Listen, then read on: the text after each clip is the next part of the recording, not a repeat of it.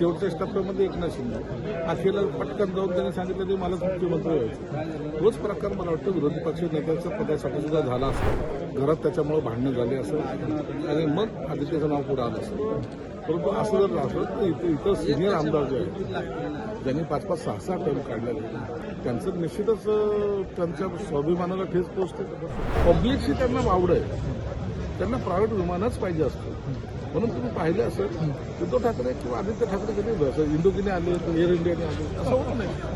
हिवाळी अधिवेशनाला सुरुवात झाली आहे. खरं तर अधिवेशन म्हटलं की विरोधकांकडनं पायऱ्यांवरती आंदोलन केलं, सरकारच्या विरोधात घोषणाबाजी होती, निदर्शनं होती. मात्र यावेळेचं अधिवेशन थोडं वेगळं पाहायला मिळालं.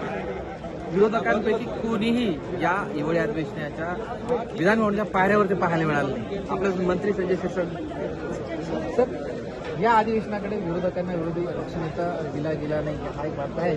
मात्र म्हणजे विधानभवनाच्या पायऱ्यावर आंदोलन पाहायला मिळालं नाही विरोधकांना. विरोधकामध्ये आता एकजूट राहिलेली नाहीये. त्यांचे विषय हे सामाजिक जे विषय असले पाहिजे, शेतकऱ्यांचे असेल, कामगारांचे असेल, विदर्भाचे असतील, ते मांडण्यासाठी त्यांनी आंदोलन करणं गरजेचं आहे. परंतु त्यांना विरोधी पक्षनेता हा सगळ्यात महत्त्वाचा वाटतो. त्याच्यावर त्यांची भाषणबाजी चालू आहे, त्याच्यावर त्यांचे कॉमेंट्स चालू आहेत आणि मला वाटतं हे योग्य नाही. अरे नसो असो नसो ना,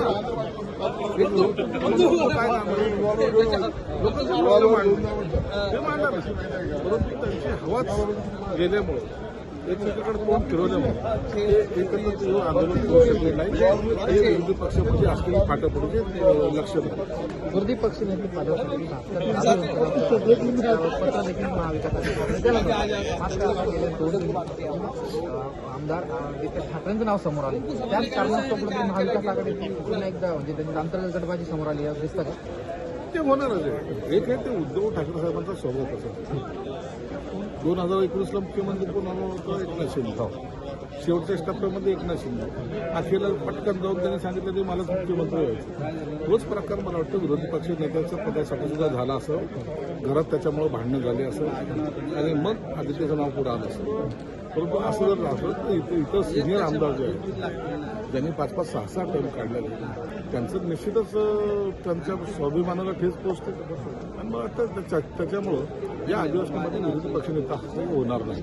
पण विरोधी पक्षनेता होऊ नये यासाठी सत्ताधाऱ्यांनी मूळ बांधले असं देखील बोललं जातं. तसं काही नसतं. कायदा आहे, कायद्यानुसार तर त्यांना करताच येत.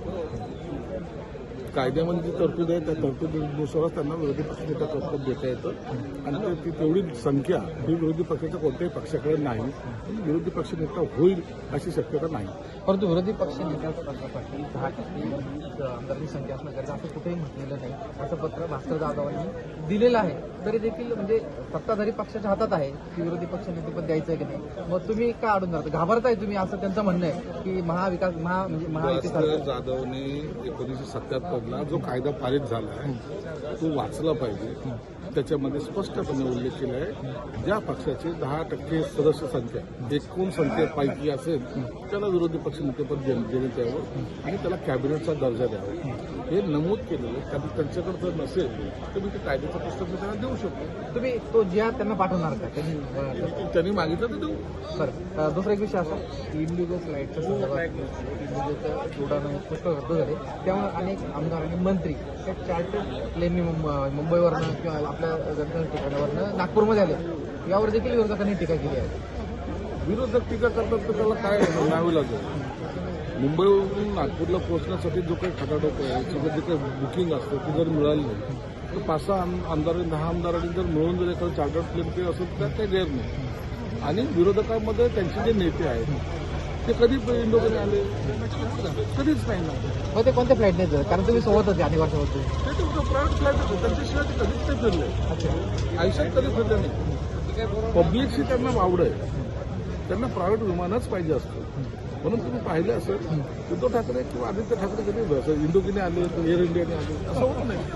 म्हणून इतरांवर टीका करण्यापेक्षा आपण काय करतो याच्याकडे लक्ष दिलं पाहिजे. विदर्भातील प्रश्न मार्गी लागतील की अधिवेशनामध्ये आणि निश्चित मार्गी लागतील. अनेक गोष्टी आहेत. अधिवेशन जरी शॉर्ट असलं तरी पूर्ण वेळ करण्यात देण्यात येईल. विरोधी पक्ष नेता दिला जाईल का? नाही देतात. हे होते संजय शिरसाट. त्यांनी म्हटलं आहे की विरोधी पक्ष नेतेपदासाठी जी संख्या पाहिजे आमदारांची ती विरोधकांकडे नाहीये आणि त्यामुळे ते पद दिलं जाणार नाही. परंतु हा विषय जरी अध्यक्षांचा असला तरी विरोधी पक्ष नेते पदासाठी संख्याबळ असणे महत्त्व असल्याचं संजय शिरसाट यांनी म्हटलं आहे. Prashant Godse, let's up Marathi, Nagpur.